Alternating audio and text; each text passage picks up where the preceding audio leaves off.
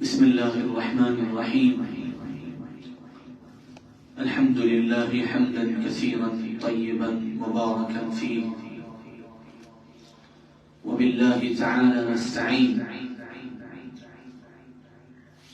سبحانك لا علم لنا إلا ما علمتنا إنك أنت العليم الحكيم.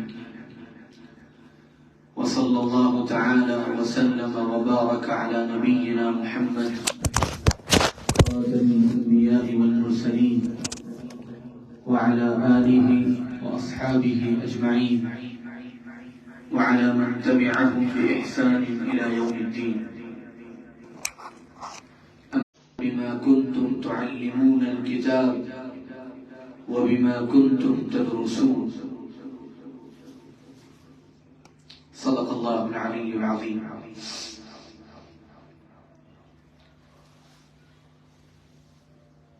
جامعہ شمس العلوم کپوارہ کے میرے عزیز طلبہ، میرے بھائیوں، اس وقت یہ جو نشست ہے یہ آپ کے ادارے کے ثقافتی جو پروگرام ہوتے ہیں ان کی تکمیل کے موقع پر یہ نشست منعقد ہو رہی ہے۔ سب سے پہلے تو آپ سب اس پر بہت مبارکباد کے مستحق ہیں، اور آپ کو بھی اس پر اللہ تعالیٰ کا شکر ادا کرنا چاہیے کہ اللہ تعالیٰ نے آپ کو ایک دینی ادارے سے نسبت عطا فرمائی ہے، اور آپ کی دن و رات کی جو مشغولیات ہیں وہ مشغولیات دینی علوم یا ان کے معاون علوم ان کی تحصیل میں آپ کا وقت گزر رہا ہے۔ اللہ نے قرآن میں ارشاد فرمایا ثم اورثنا الكتاب الذين اصطفينا من عبادنا، پھر ہم اپنی کتاب کا وارث اپنے ان بندوں کو بناتے ہیں جن کا ہم انتخاب کرتے ہیں۔ اصلاً دینی علوم کے لیے انتخاب اللہ کی طرف سے ہوتا ہے، لیکن ضروری نہیں ہے کہ جس کا انتخاب ہو جائے وہ واقعی وہاں تک پہنچ جائے جہاں تک اللہ پہنچانا چاہتے ہیں۔ فَمِنْهُمْ ظَالِمٌ لِنَفْسِهِ وَمِنْهُمْ مُقْتَصِدٌ وَمِنْهُمْ سَابِقٌ بِالْخَيْرَاتِ بِإِذْنِ اللَّهِ۔ انتخاب کر کے اللہ تعالیٰ موقع دیتے ہیں، پھر انہی منتخب میں سے کچھ ایسے ہوتے ہیں جو اپنے اوپر ظلم کرتے ہیں۔ قرآن بیان کر رہا ہے فَمِنْهُمْ ظَالِمٌ لِنَفْسِهِ، اپنے اوپر ظلم کرتے ہیں۔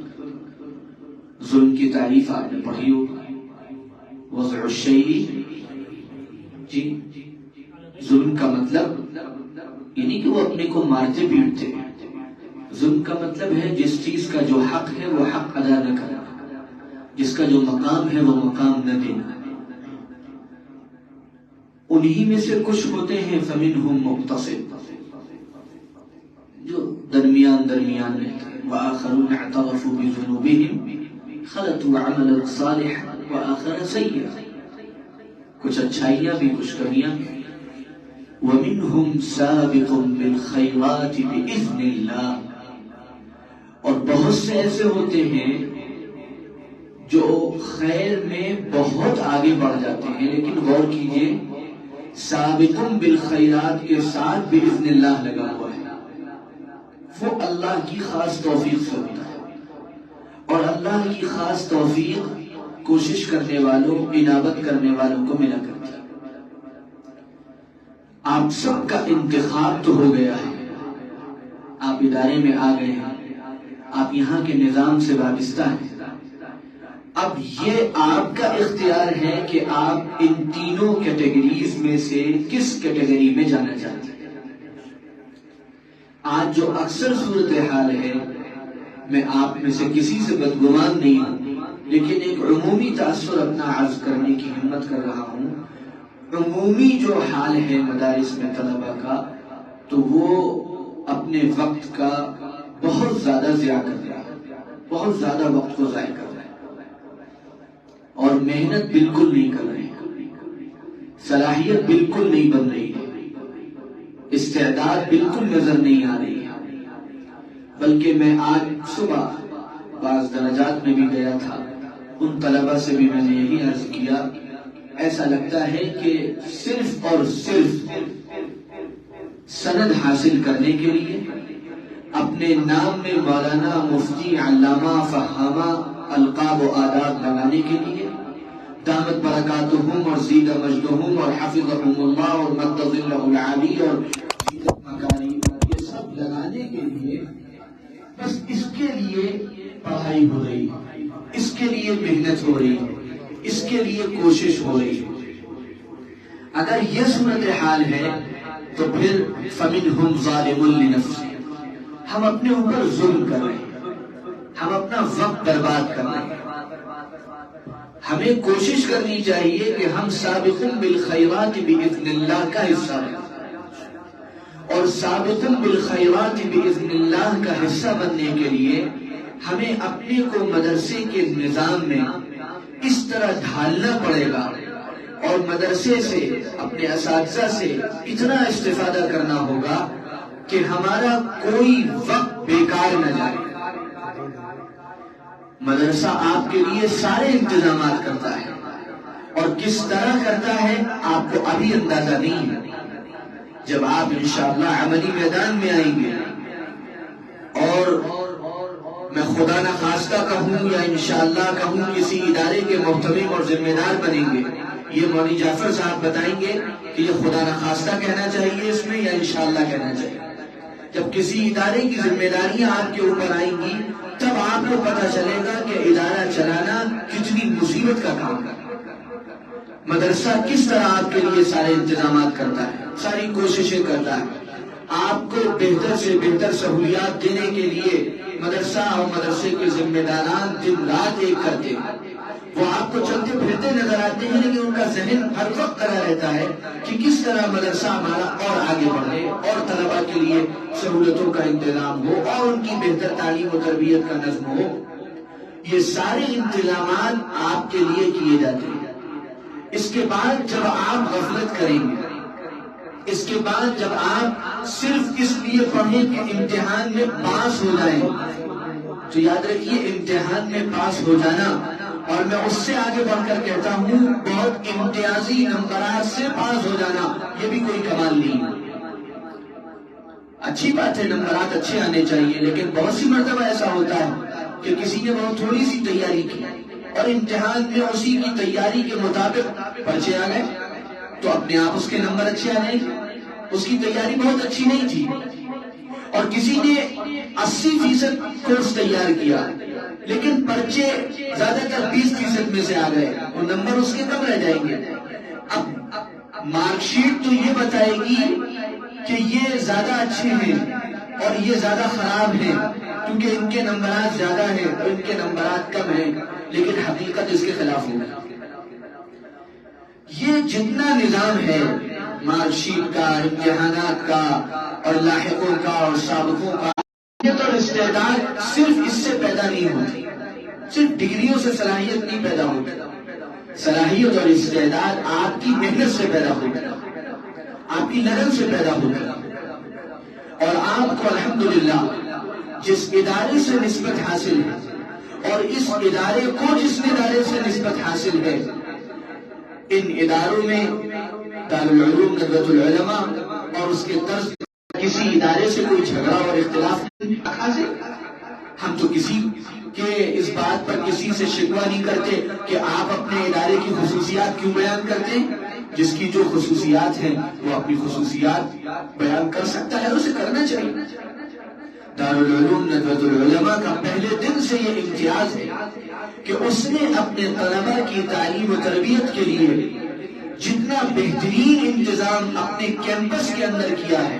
آپ میں سے جو طلبہ ندوے جائیں گے وہ دیکھیں گے، اور جو یہاں ہیں ندوے کے طرز پر چلنے کی وجہ سے الحمدللہ وہ کوششیں یہاں جاری ہیں. ظاہر ہے کہ اسباب و وسائل دھیرے دھیرے سب چیزوں کی فراہمی ہو پاتی ہے کہ ندوے میں کس طرح ایک ایک طالب علم کے مطالعے کے لیے، اس کے مذاکرے کے لیے، اس کے خارجی مطالعے کے لیے، اس کے نصاب میں عمق پیدا کرنے کے لیے، اس کے مطالعے میں وسعت پیدا کرنے کے لیے، اور پھر اس سے آگے بڑھ کر ثقافتی پروگراموں کا ایسا سلسلہ اور اس میں ایسی جامعیت جس سے ہمارے طلبہ کے اندر جو صلاحیتیں چھپی ہوئی ہیں وہ صلاحیتیں نکل کر باہر آئیں. یاد رکھیے کوئی طالب علم ایسا نہیں ہے جس کے اندر صلاحیت نہ ہو، ہر ایک کے اندر صلاحیت ہے. اور ایک مثال سے میں یہ بات سمجھانے کی کوشش کرتا ہوں. آپ نے مٹی دیکھی ہے کہ جو زمین میں مٹی ہوتی ہے، جہاں کھیتی ہوتی ہے، میں نے شاید مسجد میں بھی یہ مثال دی تھی. مٹی کے اندر بہت سی خوبیاں ہیں، لیکن وہ خوبیاں محنت کر کے باہر نکلتی ہیں. ساری سبزیاں، سارے پھل پودے، سب اللہ نے زمین کے اندر ان کے خزانے رکھے ہیں، لیکن جب محنت ہوتی ہے تبھی وہ باہر آتے ہیں. بغیر محنت کے باہر نہیں آتے.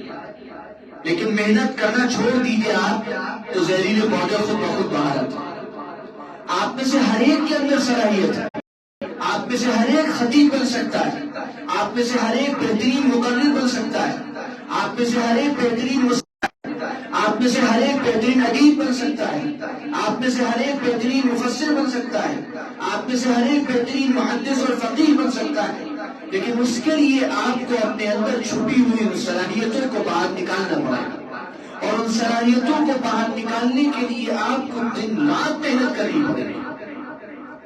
یہ ہر عمر کا، ہر دور کا ایک موضوع ہوتا ہے. آپ کے بہت سے اور موضوعات ہیں، ان موضوعات پر آپ کو سوچنا بھی ہے اور بولنا بھی ہے. ان موضوعات کے بارے میں آپ کو تفکر و تدبر بھی کرنا ہے. لیکن یہ جو آپ کی عمر ہے اور یہ جو آپ کا مرحلہ ہے تعلیمی، اس وقت آپ کا اصل موضوع آپ کی کتابیں ہیں، آپ کے اساتذہ ہیں اور آپ ہیں، اور مدرسے کی چہار دیواری. جتنا زیادہ آپ اساتذہ سے پوچھ کر استفادے میں گزاریں گے اور لگے رہیں گے، محنت کرتے رہیں گے، اتنا آپ کے اندر سے صلاحیت خود بخود باہر آئے گی. بتانا نہیں پڑے گا کسی کو، اپنے آپ کو کہلوانا نہیں پڑے گا. میں عرض کرنے والا تھا یہاں، میں دارالعلوم ندوۃ العلماء سے نسبت رکھنے والے اور بھی کئی اداروں میں گیا، اور وہاں پر جب میں نے نظامت کرنے والے کی نظامت دیکھی، وہاں ان ناظم صاحب کو بھی میں نے متوجہ کیا بڑے ادب اور احترام سے. میں یہاں بھی اس بات کا تکرار کرنا چاہتا ہوں، ہماری ندوی ثقافت میں ہر ایک دعوت برکاتہم نہیں ہے، ہر ایک مدہ اللہ العالی بھی نہیں ہے، ہر ایک حضرت مولانا علامہ اور تشریف لائے اور بہت رونق افزا ہوئے اور جلوہ افروز ہوئے، ہر ایک کے لیے نہیں. ایک عمر، ایک تجربہ، اس کے بعد یہ ساری بڑائی نصیب ہوتی. میں آپ لوگوں کا بھائی، زیادہ سے زیادہ ایک بڑا بھائی، آپ لوگوں کا ایک سینئر ہوں. آج مدرسے کی دنیا میں ہیں، ہم چند سال پہلے مدرسے کی دنیا میں تھے. یہ ثقافت کا ایک حصہ ہوتا ہے. میری طبیعت پر بہت بار گزرتا ہے. 19 سال کے 20 سال کے مقررین کہیں گئے اور ناظم جلسہ ایک جگہ، تو ایک چٹکلا بھی سن لیجیے، آپ لوگوں کو ہنسی آ جائے گی. وہ ناظم صاحب جو تھے وہ بڑے جوشیلے تھے اور انہوں نے اپنی نظامت کو بڑی محنت سے تیار کیا. ایک نوجوان عالم بیان کرنے کے لیے پہنچے اور ان کو بلانا تھا. ناظم جلسہ نے پہلے تو سارے القاب اور آداب جتنے ان کو حفظ ہے سب سنائے. اس کے بعد وہ کہتے ہیں کہ میں بہت شکر گزار ہوں حضرت والا کا کہ اپنی پیرانہ سالی کے باوجود یہاں تشریف لائے اور ہمارے درمیان جلوہ افروز ہوئے. اس کا ہمیں بہت خیال ہونا چاہیے کہ ہماری نسبت ایک ایسے ادارے سے ہے جہاں تعلیم کے ساتھ ساتھ ثقافت پر بہت زور دیا جاتا ہے. یہ بزم خطابت یہاں بھی شاید بزم سلیمانی کے نام سے ہی ہوگی. بزم خطابت، بزم سلیمانی، بزم صحافت، الناد العربی، الاصلاح کے جلسے، عربی اشعار، ابیات حفظ کرنا، یہ مشاعرہ وغیرہ بھی کبھی کبھی ہو جاتا ہوگا اگر سارے صوفی قسم کے لوگ نہیں ہیں تو یہ ساری چیزیں جو ہیں یہ دراصل نکھار پیدا کرنے کے لیے ہے، یہ اس ثقافت سے وابستہ کرنے کے لیے ہے جو ہمارا امتیاز ہے، اور اس امتیاز میں الحمدللہ ہمیں اس کو بیان کرنے میں کوئی جھجک نہیں ہے۔ اللہ تعالیٰ نے دارالعلوم ندوۃ العلماء کو، اس کے بانیوں کو، اس کے ذمہ داران کو وہ جامعیت، وہ اعتدال، وہ درمیانہ روی عطا فرمائی تھی کہ جہاں ایک طرف ان کے علم میں بڑا عمق تھا، ان کے علم میں بڑی گہرائی تھی، اصول میں وہ بڑے پختہ تھے، وہیں فروع میں ایک توسع ان کے یہاں تھے۔ وہ پوری امت کو ساتھ لے کر چلنے کا مزاج رکھتے تھے، انہوں نے پوری امت کو جمع کر لیا تھا، الگ الگ حلقوں میں بٹی ہوئی اس امت کو ایک پلیٹ فارم پر دارالعلوم ندوۃ العلماء اور تحریک ندوۃ العلماء لے کر آئے۔ آپ کو ندوے کی تاریخ ضرور معلوم ہونی چاہیے۔ آپ میں سے بہت سے وہ ہیں جو انشاءاللہ اگلے سال ندوے جائیں گے، بعد اس کے بعد جائیں گے، لیکن میں آپ سے ابھی یہ بات عرض کرتا ہوں کہ تحریک ندوۃ العلماء اور پھر تاریخ ندوۃ العلماء اور پھر اس کے ذریعے جو دارالعلوم قائم ہوا، اس کی تاریخ آپ ضرور پڑھیں، ابھی مطالعے میں لائیں۔ تاریخ ندوۃ العلماء 2 جلدوں میں لکھی گئی ہے، غالباً یہاں موجود ہوگی، آپ اس کا مطالعہ کریں، ضرور مطالعہ کریں۔ ندوہ جانے سے پہلے ان 2 جلدوں کو آپ ضرور اپنے کسی استاذ کی نگرانی میں پڑھ لیں۔ پھر جو بانیان ندوہ تھے، علامہ شبلی نعمانی اور مولانا سید محمد علی منگیری سے لے کر بعد میں جو ندوہ کے ایسی شخصیات گزری جن کا پورے عالم میں نام ہوا، مولانا علامہ سید سلیمان ندوی رحمۃ اللہ علیہ سے لے کر حضرت مولانا علی میاں ندوی رحمۃ اللہ علیہ تک، ان شخصیات کا مطالعہ اور ان کی سوانح کا مطالعہ آپ ضرور کر کے جائیں۔ علامہ شبلی نعمانی رحمۃ اللہ علیہ کی سوانح ان کے شاگرد رشید علامہ سید سلیمان ندوی رحمۃ اللہ علیہ نے لکھی۔ علامہ سید سلیمان ندوی کی سوانح ان کے شاگرد شاہ معین احمد ندوی رحمۃ اللہ علیہ نے لکھی۔ مولانا سید محمد علی منگیری رحمۃ اللہ علیہ کی سوانح حضرت مولانا علی میاں رحمۃ اللہ علیہ کے بھتیجے مولانا سید محمد الحسنی، جو مولانا سید بلال حسنی دامت برکاتہم کے والد تھے، انہوں نے لکھی۔ اور پھر حضرت مولانا علی میاں رحمۃ اللہ علیہ پر تو بہت سے لوگوں نے لکھا۔ یہ جو ندوے کی نمائندہ اور بالکل چنی ہوئی جو شخصیات ہیں، ان شخصیات کی زندگی، ان کے افکار، ان کے نظریات، ان کا فکر، ان کا مزاج و مذاق، یہ ہمیں ندوے جانے سے پہلے معلوم ہونا چاہیے۔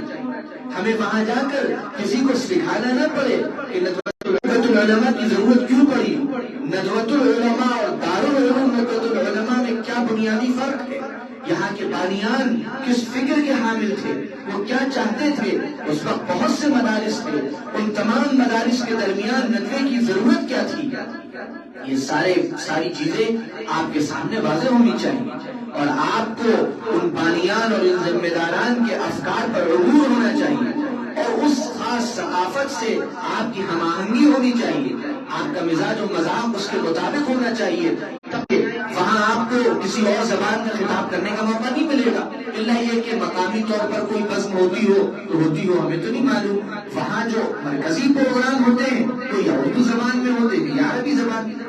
اب مقامی زبان میں تقریر کرنے، خطاب کرنے کا ملکہ آپ کو اسی اسٹیج سے حاصل ہے، جتنی آپ محنت کر لیں۔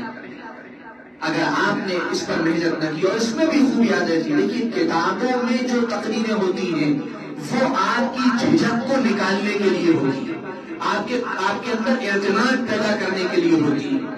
اس کے بعد پھر دھیرے دھیرے وہ وقت آتا ہے کہ آپ کتاب کی عبارتوں کو بس ہلکا سا ذہن میں رکھتے ہیں، پھر آپ اپنی مرضی سے بولنے لگتے ہیں۔ پھر انشاءاللہ وہ وقت بھی آئے گا کہ آپ کچھ بھی ذہن میں نہیں رکھیں گے، پوری تقریر آپ اپنے حساب سے کریں گے۔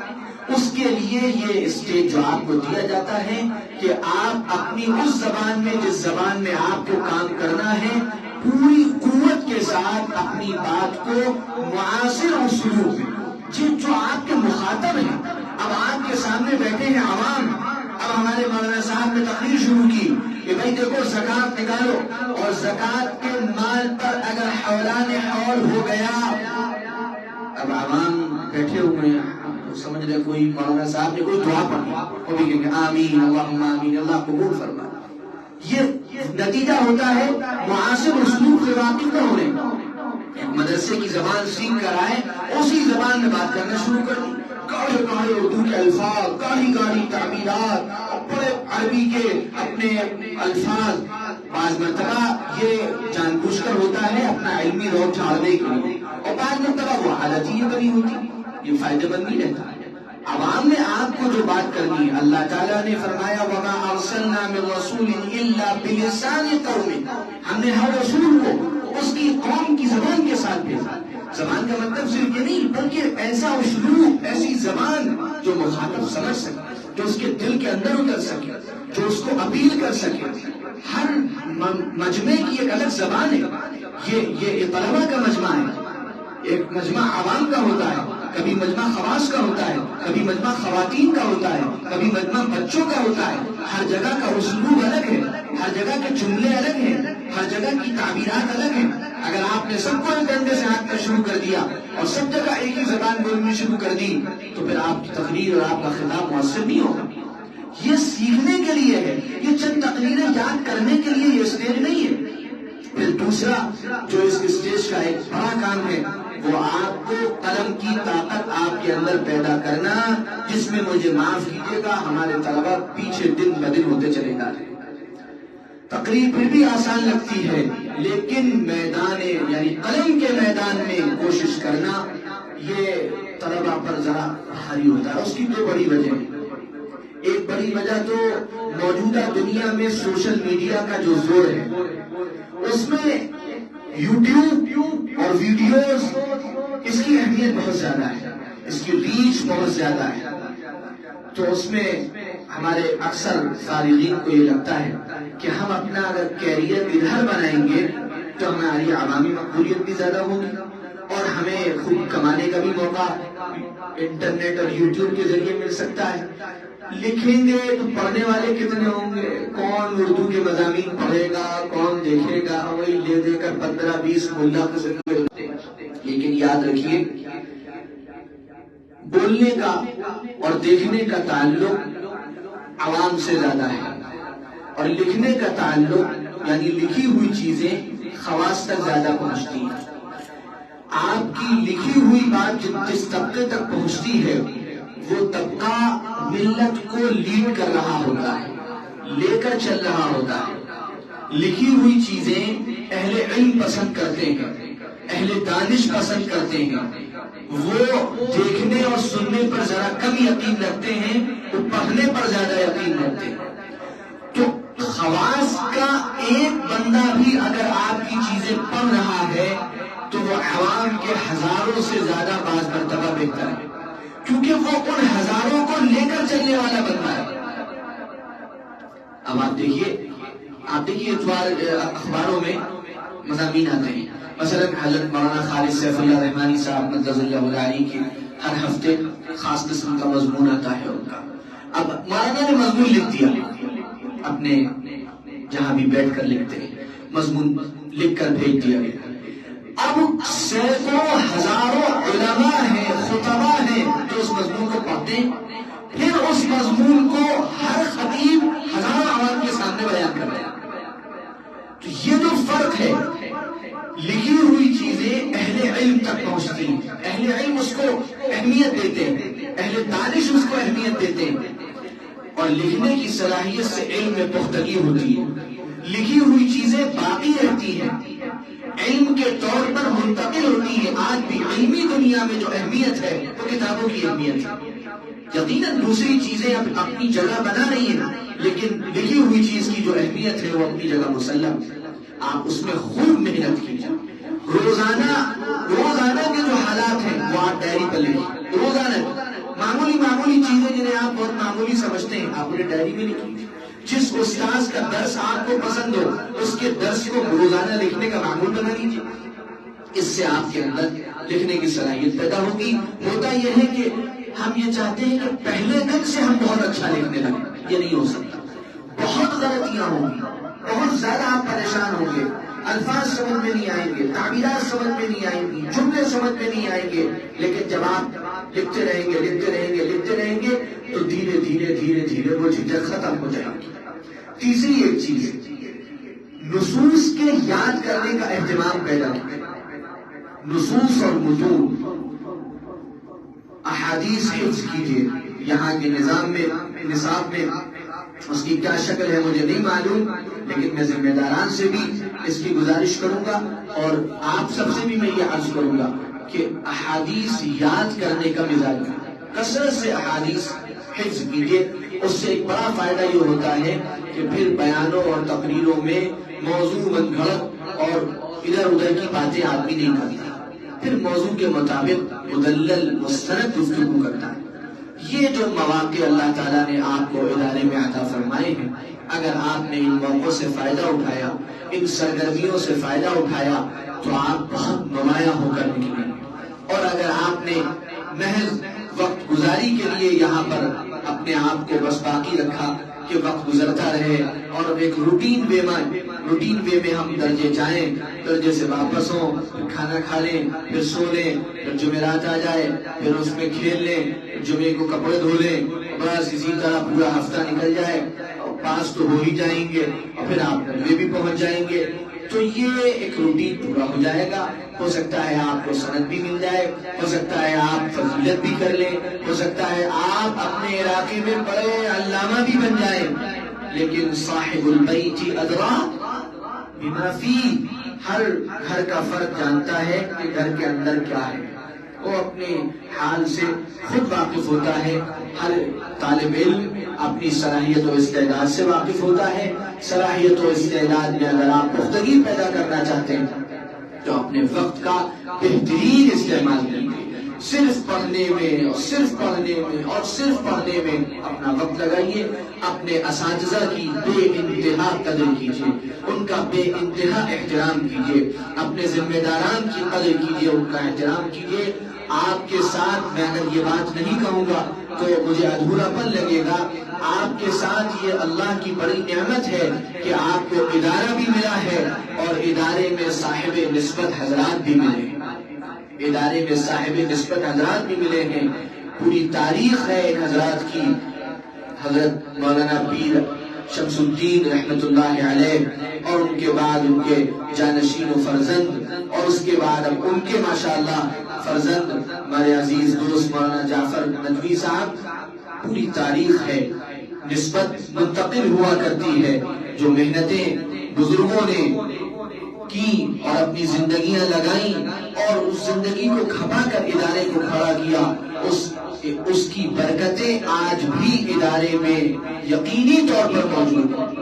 جتنے بڑے ادارے ہیں ان اداروں کی اہمیت اسی وجہ سے ہے کہ ان اداروں کی بنیادوں میں وہ عظیم تاریخ چھپی ہوئی.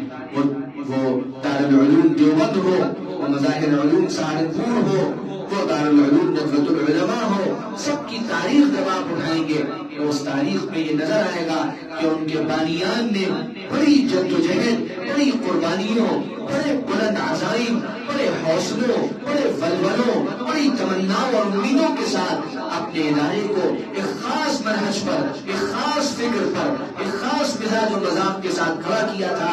بہت امنگیں تھی ان کے دل میں اور وہ سب کو جلدی جلدی رخصت ہو گئے. پھر اللہ تعالیٰ نے ان اسلاف کی تمناؤں کو ان کے اخلاق کے ذریعے سے پورا کر دیا اور اللہ تعالیٰ یقینی طور پر ان کی قبور میں ان تمام بانیان کو اس کا اجر پہنچا رہا اور ان کی روح کو تسکین مل رہی. ایسا نہیں ہے کہ حضرت پیر شمس الدین رحمت اللہ علیہ جس ادارے کی بنیاد ڈال کر رخصت ہوئے اور جو کام کر کے رخصت ہوئے، وہ اپنی آنکھوں سے جو کچھ نہیں دیکھ پائے، بعد میں ادارہ جہاں تک جائے گا اس کا سارا جو ثواب اللہ تعالیٰ ان کو پہنچائے گا اور ان کی خدمات کا صلہ آخرت میں ان کو مل رہا ہے تا قیامت ملتا رہے گا. ان بزرگوں کی قربانیوں کا یہ جو خون ہے، ان بزرگوں کی قربانیوں کی وہ جو محنتیں ہیں جو یہاں کی بنیادوں میں شامل ہیں، آپ کی تھوڑی سی محنت اور اللہ کے اور نیک بندوں کی دعائیں، انہوں نے کتنی بار یہ دعائیں کی ہوں گی کہ اللہ اس ادارے میں آنے والے ہر طالب علم کو خوب بلندی اور ترقی عطا فرما. آپ ذرا سی محنت کریں گے اور ان کی دعاؤں کے نتیجے اللہ تعالیٰ ظاہر فرمائے گا. آج بھی جو شخصیات اور جو صاحب نسبت حضرات موجود ہیں ان کی قدر کیجیے. ان کے پاس وقت دے کر جو بھی آپ کے مدرسے کا نظام ہو اس نظام کے تابع ہو کر ان سے استفادہ کیجیے. اپنی عبادت کے ذوق کو بھی بڑھائیے. مدرسے میں آنے کا مطلب یہ نہیں ہے کہ ہماری سنتیں چھوٹنے لگیں. مدرسے میں آنے کا مطلب یہ نہیں ہے کہ ہماری قرآن مجید کی تلاوت کا ناغہ ہو جائے. مدرسے میں آنے کا مطلب یہ نہیں ہے کہ ہم کبھی تنہائی میں دعائیں مانگنے کا مزاج ہمارے اندر نہ ہو. یہ اس کے بغیر تو بیکار ہے. کتنی بڑی بات کہی تھی علامہ اقبال نے. جب تک نہ ہو تیرے ضمیر پہ نزول کتاب گرہ گشا ہے ناراضی نہ صاحب کشاف. کہیں کا عطار ہو رومی ہو راضی ہو غزالی ہو کچھ ہاتھ نہیں آتا بے آہ سحر کا. جب تک اللہ کے سامنے دعائیں نہیں ہوتی، جب تک مناجات نہیں ہوتی، جب تک ذکر کی عادت نہیں ہوتی، جب تک قرآن کی تلاوت نہیں ہوتی، جب تک خدمت کا جذبہ نہیں ہوتا، جب تک آپس میں مل جل کر رہنے کا سلیقہ نہیں ہوتا، یہ مدرسہ آپ کو سب سکھائے گا. ایک کمرے میں جو طلبا مدرسے کی زندگی میں بغیر لڑائی جھگڑے کے رہ لیے وہ کبھی زندگی میں لڑائی نہیں کریں گے، کیونکہ مزاج کے خلاف باتیں ہوتی ہیں. میرا دل چاہ رہا ہے کہ لائٹ بند ہو جائے، میرا ساتھی کہہ رہا ہے لائٹ جلتی رہے. یہیں پر امتحان ہے. اگر میں والا ہوں تو میں بند کرا کر مانوں گا، اور میرے اندر اگر یہ جذبہ ہے کوئی بات نہیں، تھوڑی سی مجھے نیند اگر ڈسٹرب ہو رہی ہے میں کچھ اور برداشت کر لوں گا، میں اپنے ساتھی سے جھگڑا نہیں کروں. ایک موقع نہیں آتا، ہم آسمان سے اترے ہوئے لوگ نہیں ہیں، ہم بھی اسی مدرسے سے نکل کر گئے. بہت سے ایسے موقع آتے ہیں جس میں اور بس موقع ہوتا ہے کہ میں اپنی طاقت دکھا دوں، میں اپنی ہمت دکھا دوں. اس وقت برداشت کرنا، اس وقت رک جانا، اس وقت اپنے ساتھی کو اہمیت دینا، اس وقت انکسار اور تواضع کا مظاہرہ کرنا، یہ اخلاقی تربیت ہے. اگر آپ نے یہ مدرسے میں نہیں سیکھا تو آپ کو کون سکھائے گا؟ یہ مدرسے میں آپ کو سب سیکھنا ہے. ہمارے اخلاق کیسے ہو، ہمارا کردار کیسا ہو، ہمارے بڑوں کے ساتھ ملنے کا طریقہ کیا ہو، ہمارا چھوٹوں کے ساتھ رہنے کا طریقہ کیا ہو. یہ پورا نظام ہے.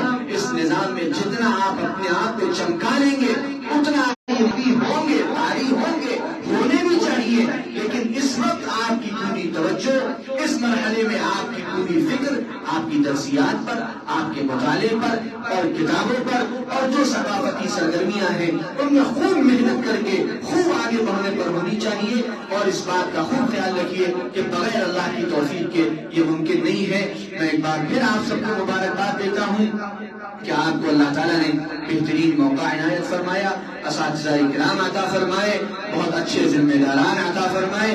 خوب قدر کیجئے، خوب محنت کیجئے، خوب آگے جائیے. آپ میں سے ہر ایک کو اللہ تعالیٰ بہت بڑا عالم بنائے، بہت بڑا محدث بنائے، بہت بڑا مفسر بنائے. وادی کشمیر کی پوری تاریخ ہے، یہاں بہت بڑے بڑے علماء، مشائخ، اہل اللہ، اہل نسبت یہاں گزرے ہیں. آپ کو اپنی اس تاریخ سے بھی واقف ہونا چاہیے. یقیناً کئی کتابیں لکھی گئی ہیں اس پر، میں نے ان میں سے بعض کتابوں کو سرسری دیکھا بھی ہے جس میں علماء کشمیر کی تاریخ کو جمع کیا گیا ہے. آپ کو ان کتابوں کا بھی مطالعہ ضرور کرنا چاہیے کہ ہمارے ان علاقوں کو اللہ نے کیسی شخصیات عطا فرمائی. آخری بات، اسلاف بہت بڑے بڑے گزرے ہیں لیکن تاریخ گواہ ہے اسلاف کی ناقدری جب اخلاف نے کی ہے تو اللہ نے نعمتوں کو چھین لیا. اللہ کی رشتہ داری کسی سے نہیں ہے. آپ اپنے اسلاف کی قدر کریں گے، ان کے طریقے پر رہیں گے، ان کے مشن پر رہیں گے، اللہ آپ کو بہت ترقی عطا فرمائے. لیکن اگر آپ نے اسلاف کے راستے کو چھوڑ دیا، ان کے طریقے کو چھوڑ دیا، ان کے طرز کو چھوڑ دیا، ان کی عبادت کو چھوڑ دیا، ان کی محنت کو چھوڑ دیا تو پھر آپ بہت پیچھے ہو جائیں گے. وَإِن تَتَوَلَّوْا يَسْتَبْدِلْ قَوْمًا غَيْرَكُمْ ثُمَّ لَا يَكُونُوا أَمْثَالَكُمْ. پناہ مانگنی چاہیے اللہ سے، پناہ مانگنی چاہیے کہ اللہ تعالیٰ ایسے وبال سے ہماری حفاظت فرمائے اور ایسے ضائع ہونے سے ہماری حفاظت فرمائے. امید ہے کہ یہ ٹوٹی پھوٹی جو چند معروضات اس وقت آپ کی خدمت میں برادر مولانا جعفر کی حکم پر میں نے پیش کی ہیں، آپ نے اس کو اچھی طرح سنا ہوگا اور ان میں سے جو باتیں آپ کو لگیں گی کہ اس پر عمل ہونا چاہیے تو آپ اس پر ضرور عمل کریں گے. اور اپنے لیے بھی اور میرے لیے بھی اور پوری امت مسلمہ کے لیے اللہ سے خوب دعائیں مانگیں گے. اللہ تعالیٰ آپ سب کو، اس ادارے کو، یہاں کے بانیان کو، ذمہ داران کو، تمام اساتذہ کو، کارکنان کو، طلبہ کو بہت ترقیاں، بڑی بلندیاں، دنیا اور آخرت کی سعادتیں نصیب فرمائے۔ وآخر دعوانا ان الحمد للہ رب العالمین۔